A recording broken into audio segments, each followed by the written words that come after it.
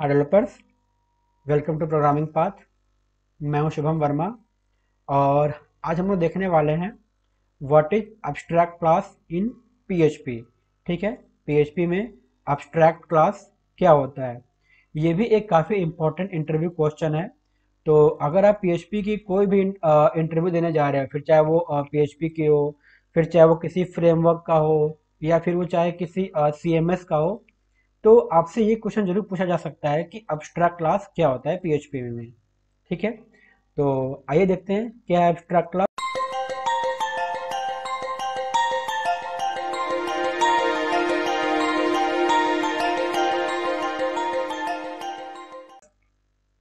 तो पीएचपी में जब भी हम लोग कोई अब्स्ट्रैक्ट क्लास बनाते हैं, तो उसके पहले हम लोग अब्स्ट्रैक्ट कीवर्ड का यूज करते हैं। ऐसे तो आपने देखा होगा, जब भी हम लोग कोई क्लास बनाते हैं तो हम लोग सिंपल क्या करते हैं, क्लास लिखते हैं, कीवर्ड और उसके आगे उसका नाम लिख देते हैं।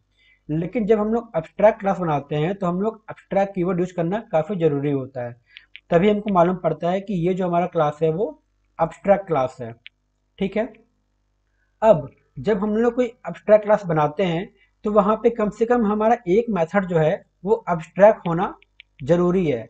मतलब यहाँ तो हम लोग और भी मेथड बना सकते हैं, लेकिन कम से कम एक मेथड जो होगा वो अब्स्ट्रैक्ट होना चाहिए। ठीक है, मतलब जब हम लोग कोई भी अब्स्ट्रैक्ट क्लास बना रहे हो, तो अब इसलिए हम लोग जब क्लास बनाते हैं उसमें हम लोग कोई फंक्शन बनाते हैं, ठीक है, फिर हम लोग कोई मेथड बनाते हैं। तो जब भी हम लोग कोई मेथड बनाएंगे तो वहाँ पे कम से कम एक मेथड हमारा अब्स्ट्रैक्ट होना चाहिए। ठीक है, और वो जो हमारा मेथड होता है, मतलब जब भी हम लोग कोई अब्स्ट्रैक्ट क्लास में कोई मेथड बनाते हैं तो हम लोग बस उसको डिक्लेयर करते हैं, उसको इम्प्लीमेंट नहीं करते, या फिर हम लोग उसको डिफाइन नहीं करते हैं। डिक्लेयर का मतलब क्या हो गया कि जब भी हम लोग कोई अब्स्ट्रैक्ट क्लास में कोई अब्स्ट्रैक्ट मेथड बनाते हैं तो हम लोग केवल मेथड का नाम लिख देते हैं। हम लोग ये नहीं बताते हैं कि वो मेथड क्या ऑपरेशन एक्चुअली परफॉर्म कर रहा है।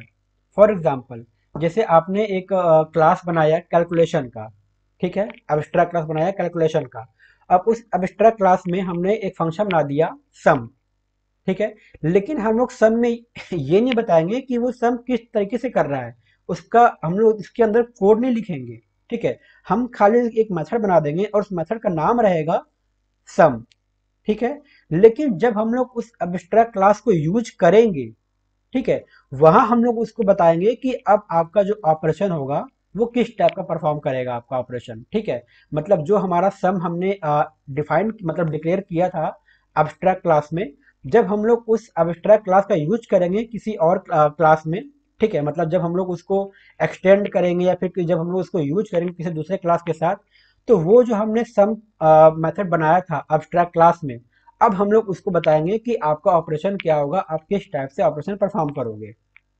ठीक है, अब हम लोग देखते हैं कि जो ये अब्स्ट्रैक्ट मेथड होता है, ठीक है, जब हम लोग उसको दूसरे क्लास में जहां पर हम लोग उसको यूज कर रहे होते हैं, जब हम लोग उसको एक्सेस करेंगे, ठीक है, वहां हम लोग उसको डिफाइन करते हैं।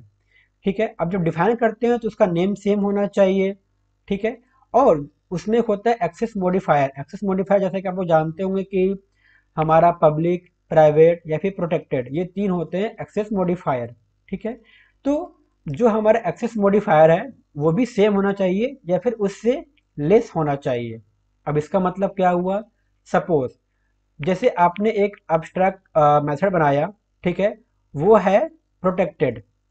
ठीक है, मतलब अब्स्ट्रैक्ट हमारा क्लास है, अब्स्ट्रैक्ट क्लास में आपने एक मेथड बनाया, वो मेथड मेरा क्या है, प्रोटेक्टेड है।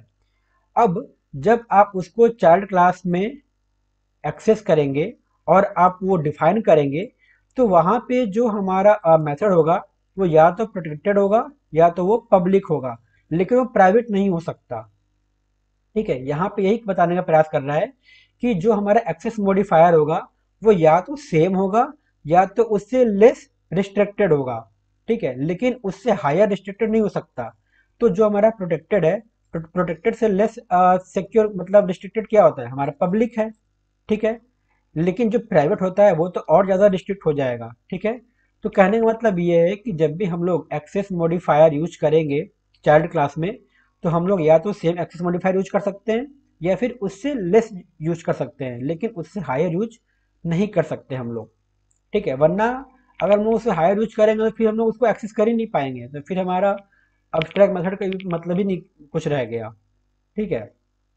और एक कंडीशन और होता है कि जब भी हम लोग सपोज जैसे हमने एग्जांपल लिया था सब मेथड का, मतलब जो हम हमारा अब्स्ट्रैक्ट हम लोग क्लास बनाए थे। ठीक है। तो उस अब्स्ट्रैक्ट क्लास में हमने क्या लिखा था, सम नाम का मेथड यूज किया था। तो वो जो सम नाम का मेथड है, अगर हमने उसमें सपोज कुल दो पैरामीटर लिया है, ठीक है, तो जब हम लोग उसको डिफाइन करेंगे तो हम वहां भी केवल दो पैरामीटर लेंगे। ठीक है, उससे हम लोग कम नहीं ले सकते हैं। ठीक है। मतलब कि जो हम आर्गुमेंट लेंगे वो आर्गुमेंट भी सेम होने चाहिए। हाँ, ये बात अलग है कि अगर आप उसमें कोई एडिशन करना चाहें पैरामीटर, तो आप उसको एडिशन कर सकते हैं, लेकिन आप उसको कम नहीं कर सकते हैं। मतलब कि जो हमारा सम नाम का जो हमने फंक्शन बनाया था, ठीक है, अब्स्ट्रैक्ट क्लास में, तो वो जो फंक्शन है वो अगर दो पैरामीटर ले रहा है, तो जहां हम लोग उसको डिफाइन करेंगे वहां भी हमें दो आर्गुमेंट पास करना पड़ेगा उसको। हम लोग या तो दो करें या तो उससे ज्यादा कर सकते हैं, लेकिन हम उससे कम नहीं कर सकते हैं। ठीक है। तो उम्मीद है आपको थोड़ा सा क्लियर हो गया होगा कि अब्स्ट्रैक्ट मेथड क्या होता है, फिर अब्स्ट्रैक्ट क्लास क्या होता है पीएचपी में। ठीक है। अब्स्ट्रैक्ट क्लास क्या होता है, हम लोग इसको कैसे बनाते हैं, या फिर हम लोग इसको कैसे डिफाइन करते हैं, कब हम लोग इसको डिफाइन नहीं करते हैं। ठीक है। आपको थोड़ा बहुत क्लियर हो गया होगा। अब हम लोग इसका एक एग्जाम्पल देखेंगे, तो उस एग्जाम्पल से आपको और अच्छे से क्लियर हो जाएगा कि अब्स्ट्रैक्ट क्लास क्या होता है। ठीक है।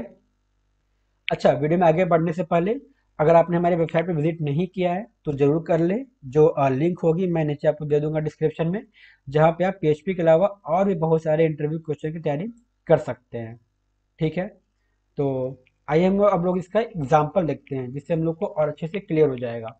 तो आप यहाँ पे देख सकते हैं, जैसे हमने देखा था कि जब भी हम लोग कोई अब्स्ट्रैक्ट नाम का क्लास बनाते हैं तो हम लोग एक कीवर्ड यूज करते हैं अब्स्ट्रैक्ट। तो आप यहाँ पे देख सकते हैं कि हमने एक कीवर्ड यूज किया अब्स्ट्रैक्ट नाम का, फिर हमारा हो गया क्लास, और ये हो गया हमारा क्लास का नेम हो गया। ठीक है। अब आपको ध्यान होगा तो हमने वहाँ पे एक चीज़ और पढ़ी थी कि जब भी हम लोग कोई अब्स्ट्रैक्ट नाम का क्लास बनाते हैं तो वहाँ पे कम से कम एक मेथड जो होगा हमारा अब्स्ट्रैक्ट होगा।